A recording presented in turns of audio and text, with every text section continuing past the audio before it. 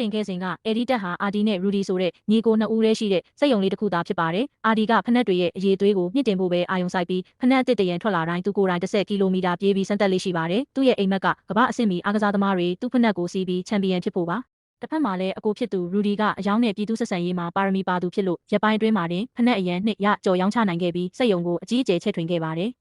အာဒီကဖနက်အရေးသွေးကိုပဲအစွဲအလန်းကြီးစွာအဆင့်မြင့်တင်နေတာကြောင့်ရူဒီနဲ့ခဏခဏစကားများကြပါတယ်။နောက်ပိုင်းမှာဂျာမနီကအားကစားသမားတိုင်းသူတို့ဖနက်ကိုစီးလာကြတဲ့အထိအောင်မြင်လာပေမဲ့အိုလံပစ်ပြိုင်ပွဲနီးလာတဲ့အခါမှာတော့ညီအကိုနှစ်ဦးကြားပြိပခါကပိုကြီးထွားလာပါတယ်။ရူဒီကနာဇီအစိုးရရဲ့မျက်နှာသာရဖို့အတွက်ဂျာမနီအားကစားသမားတွေကိုပဲဖနက်ပေးစီးခြင်းပေမဲ့အာဒီကတော့လူမျိုးရေးမခွဲခြားပဲအတော်ဆုံးသူကိုပဲပေးစီးခြင်းခဲ့ပါတယ်။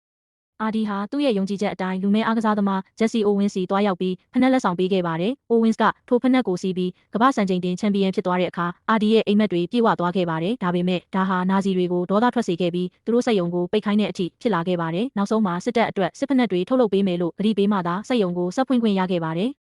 ဒုတိယကမ္ဘာစစ်အတွင်းညီကိုနှစ်ဦးတည်းကတယောက်စစ်ထဲဝင်ရမယ်ဆိုတဲ့အမိန့်ထွက်လာတဲ့အခါအာဒီကစက်ရုံအတွက်အရေးပါသူအဖြစ်သတ်မှတ်ခံရပြီးရူဒီကပဲစစ်ထဲဝင်ခဲ့ရပါတယ်။ဒါကိုရူဒီကမကျေနပ်ခဲ့ပါဘူး။စစ်ပြီးလို့ရူဒီပြန်ရောက်လာချိန်မှာလဲစက်ရုံကလက်နက်စက်ရုံအဖြစ်ပြောင်းလဲခံထားရတာကြောင့်မဟာမိတ်တပ်တွေကဖျက်ဆီးဖို့လုပ်ပါတယ်။အာဒီကသူတို့ဟာဖနက်ချုပ်သမားတွေဖြစ်ကြောင်းနဲ့လူမဲအားကစားသမားအိုဝင်းနဲ့တွဲရိုက်ထားတဲ့တပ်ပုံတွေကိုပြသနိုင်ခဲ့လို့သာစက်ရုံမပျက်စီးပဲလွတ်မြောက်ခဲ့တာပါ။